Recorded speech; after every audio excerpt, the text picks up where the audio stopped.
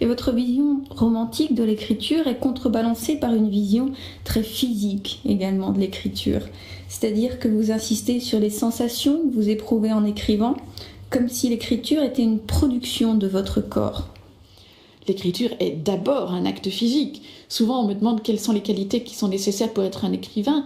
Je dis d'abord, avant toute chose, il faut avoir un corps et un corps d'athlète.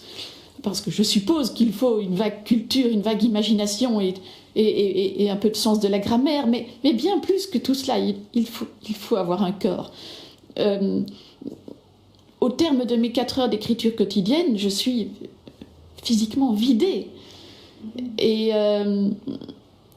bien sûr, ça s'accompagne de sensations extraordinaires, et ça tombe d'autant mieux que ces sensations sont pour moi l'objet même de l'écriture. Je pense que le premier sujet littéraire, le premier travail littéraire, le premier objet de la littérature, c'est la sensation. C'est un travail sur les sensations.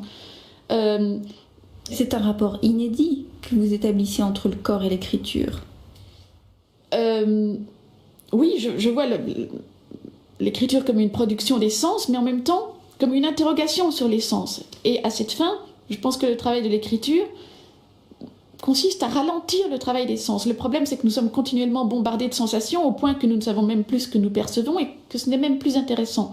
Bon, pour pouvoir décortiquer le processus, ce que j'essaie de faire en écrivant, c'est de ralentir chaque sensation au maximum pour pouvoir les détailler et savoir enfin ce que je perçois et comment je le perçois.